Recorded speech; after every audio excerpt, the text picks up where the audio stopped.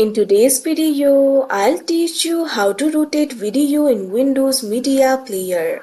First of all, open the video in the Media Player. You can see over here I have already opened it. So if you want to rotate the video, it is actually very simple. For that, click on the three dots that you can see at the bottom right corner of your screen.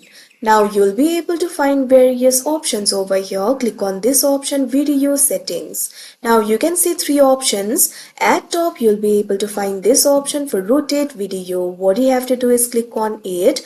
Now you can see over here the video has been rotated. Likewise, there is also a keyboard shortcut that you can use. For that, what you have to do is press Ctrl, Shift and R on your keyboard. You can see over here the video has been rotated. So like this, you'll be able to rotate the video. So that is how you rotate video in Windows Media Player. I hope you found this video helpful. Thank you for watching.